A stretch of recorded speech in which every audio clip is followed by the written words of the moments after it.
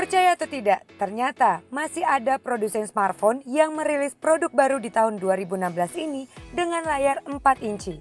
Layar 4 inci sendiri mungkin sudah tidak begitu menarik, tapi karena ini adalah iPhone, besar kemungkinan smartphone ini tetap banyak peminat.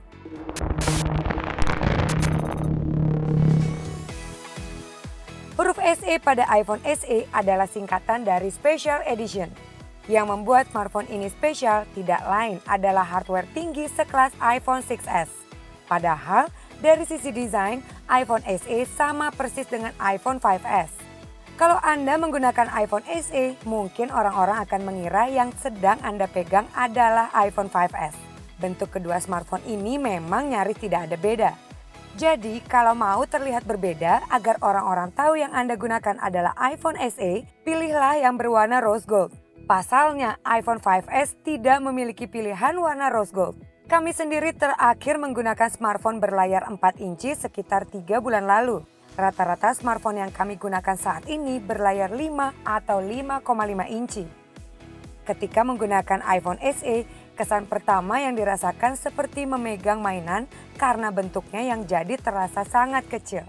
Kami pun cukup kesulitan saat menggunakan iPhone SE untuk mengetik. Menulis pesan jadi lebih lambat karena sering mengalami salah ketik atau typo. Namun hal ini tidak berlangsung lama. Karena manusia diberi kemampuan untuk beradaptasi, kami pun sudah mulai terbiasa dan lebih jarang typo setelah menggunakannya selama 6 jam. iPhone SE bisa dijuluki kecil-kecil cabai rawit. Di dalam dimensinya yang mini, smartphone ini membawa prosesor dual-core Apple A9 dan RAM 2GB yang sama seperti iPhone 6s. Sementara pilihan kapasitas storage-nya hanya ada 2, 16 dan 64GB.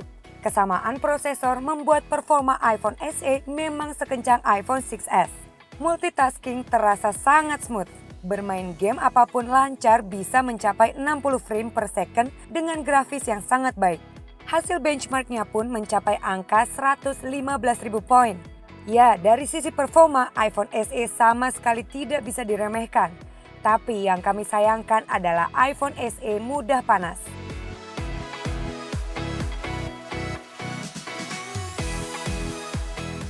Kedua, yang cukup disayangkan adalah ketiadaan fitur 3D Touch. Nah, bicara soal layar, kualitasnya kurang lebih sama seperti layar iPhone 5s. Sedikit di bawah layar iPhone 6s. Padahal dengan resolusi Retina 1136 x 640 pixel, kerapatan layar iPhone SE sama seperti layar iPhone 6s, yakni 326 ppi. Selain performa smooth, hal lain yang menjadi sorotan tiap kali ada iPhone terbaru adalah kameranya. Pada iPhone SE, Apple menyematkan kamera utama 12 megapiksel yang ditandemkan dengan kamera depan 1,2 megapiksel. Meski resolusinya kecil, kualitas kamera depan iPhone SE tidak buruk. Masih bisa mendukung kegiatan narsis kita sebagai pengguna. Sedangkan kamera utamanya setara dengan kamera iSight milik iPhone 6s. Menu dan interface kameranya simple, membidik objek dan menjepret terasa sangat cepat. Hasil jepretannya pun rata-rata memuaskan.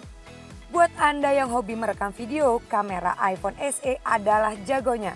Kualitas rekamannya bisa mendekati kamera profesional, sangat smooth, dan perpindahan fokus objek sama sekali tidak kasar. Padahal tidak ada optical image stabilizer. Mode video yang dimilikinya juga banyak, mulai dari video time-lapse, video slow-mo 720p atau 1080p 120 fps, hingga video 4K 30 fps.